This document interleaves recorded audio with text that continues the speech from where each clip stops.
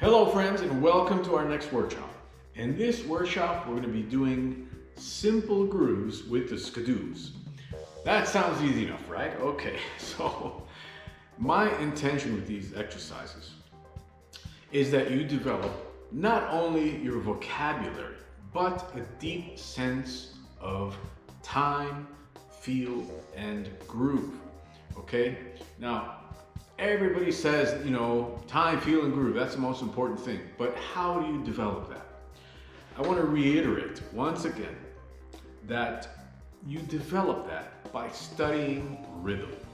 If you look at the countries where drumming is a huge part of the culture, countries in Africa, Brazil, Cuba, India, all right? In those countries, rhythm is a part of the culture. Rhythm is embedded in their culture. So rhythm plays a huge part in their daily life.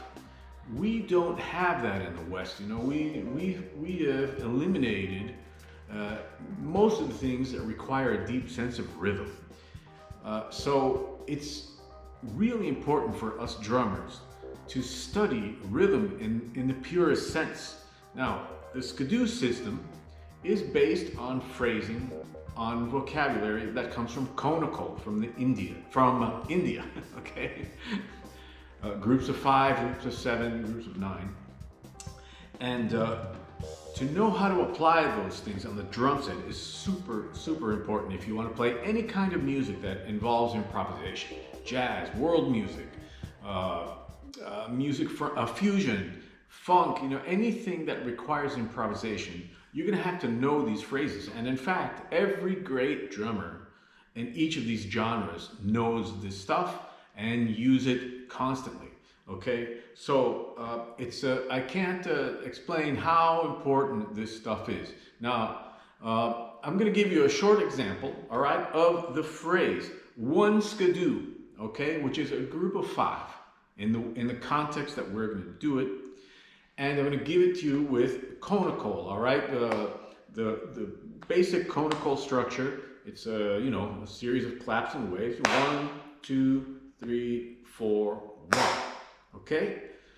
Doing it this way, I'm going to count takatakita, which is groups of 5, which is one skadoo. Okay? One skadoo comes from takatakita. 1, 2, 3, 4. Takatakita, takatakita, takatakita, takatakita, takatakita, takatakita, takatakita, takatakita, takatakita, takatakita, takatakita, takatakita, takatakita, takatakita. Okay, you'll notice it takes 5 bars for it to land on 1 again, for the phrase to start at the same place it started at the beginning. Okay, so with that in mind, what we're going to do now is start to apply these concepts on the drum set, okay? What we're going to do is take that phrase and play it on the hi-hat with our right hand while maintaining a real simple groove, okay? These grooves, I want you to think in cut time, because in cut time, the structures are shorter. If you think in 4/4, the structures are longer, there's just more time to get lost, okay? Eventually, I want you to think in 4/4, but first, in cut time, so that you can get used to doing this, okay? Check it out. 1, 2, 3, 4.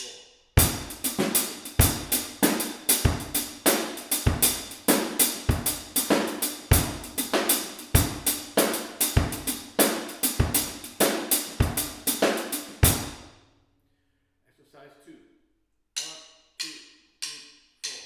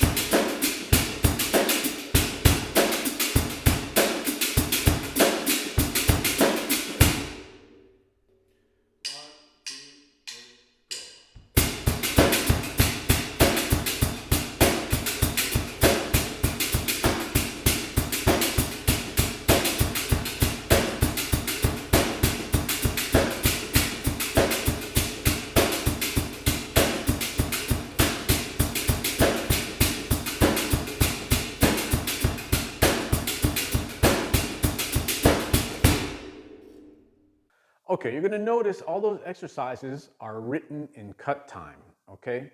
Cut time is a little easier because the phrases are shorter. It doesn't take as long to get to the 5 bars, the end of the 5 bars. Of course, I recommend doing it, thinking in 4/4 as well. But at first, you should consider playing in a cut time because it's a shorter structure, okay? Now, the whole point of this is not to particularly play ostinatos like that over whatever beats. That, anybody can do. The thing is to play freely with these phrases in whatever context you want, okay? So I'm going to give you some examples of that, and hopefully it will inspire you to get deeper into this kind of phrasing. If you want to get this type of sound, this type of phrasing, this is the process you have to go through, okay? When you haven't done this rhythmic study, it's real obvious in your playing. So what ends up happening is that it sounds like a bunch of licks strung together in binary time feels, meaning, divisible by 2 16th notes or 32nd notes or whatever. You're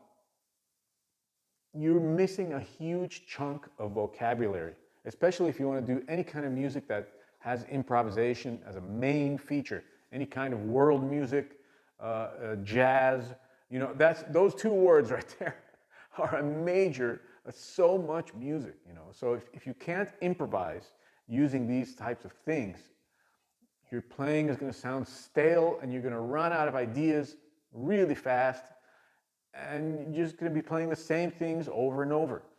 All right, let me give you an example of this now.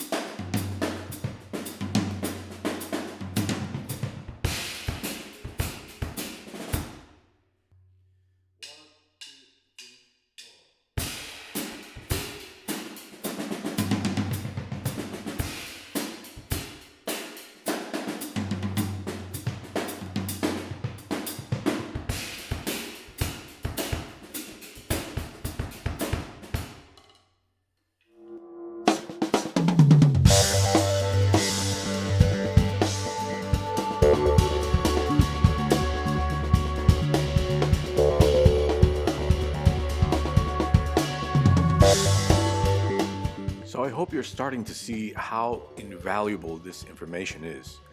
The massive amount of vocabulary that this can give you and how many ways you can use it. There are an infinity of ways that you can use it, as you see when you take into account the voices on the kit, diminutions and augmentations, and all the other rhythmic possibilities that you can apply to the SKA DU concept. Now, if you don't know what all those things are that I just talked about, go back and watch the previous videos of the SKA DU system. If you have any questions at all, as always, you can write me, no problem. Check out my lesson site, philmaturano.com, for tons more information, and I'll see you in the next workshop. Thanks for watching.